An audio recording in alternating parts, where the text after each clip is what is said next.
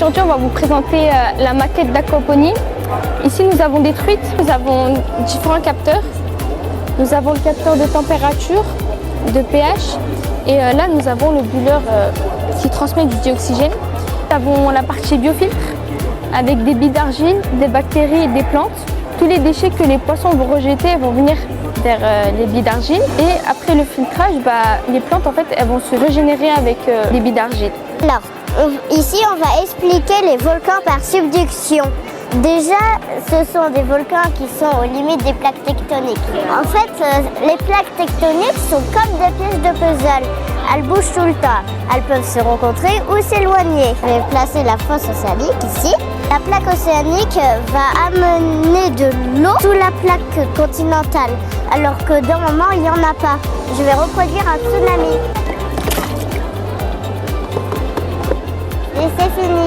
Je m'appelle Lucas. Moi, je m'appelle Chloé. On a travaillé sur comment on transforme les sources d'énergie en électricité. Notre projet, c'était de faire un véhicule qui roulait droit avec son propre système de propulsion sur 2 mètres minimum. Et il fallait pas qu'on le pousse ni qu'on le touche. Et avec une charge à vide de 500 grammes. Nous, on a mis 2-3 kilos. 3 kilos. Oui, 3 kilos. Et voilà. On a un stand, c'est pour recycler du papier. Le papier qui va être utilisé, on va le recycler. Donc là, il est en train de le découper en morceaux. Après, dans ce papier, on va mettre de l'eau et on va le mixer avec le mixeur là-bas. Et ça va créer une pâte. Voilà. Après, on étale bien tout le papier, toute la pâte partout. On va mettre un morceau de tissu par-dessus et le morceau de carton. Donc après, on retourne bien. On doit absorber l'eau avec une éponge.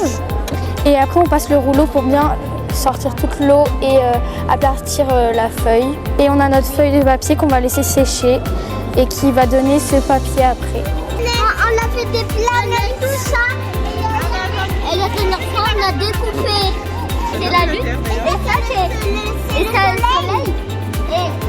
Et ça, c'est les étoiles volantes. Et ça, c'est la planète de la Terre. Sur cette baguette, j'ai 2 aimants. J'en mets un dessus et ça se repousse. Mais pourquoi ça se repousse? C'est ce que je me suis posé la question. Et quand je suis allée chercher sur internet pour le savoir ou dans des livres, j'ai vu qu'un aimant avait un pôle nord et un pôle sud. Et quand on met 2 pôles nord sur 2 pôles nord et 2 pôles sud sur 2 pôles sud, ça se repousse. Mais si on met un pôle nord sur un pôle sud, ça tire. Dans notre collège, dans la cour, il n'y a uniquement que du goudron et très peu d'ombre. Sauf qu'en été, c'est invivable parce que nous avons beaucoup trop chaud. Donc du coup, nous avons décidé de créer un niveau de fraîcheur.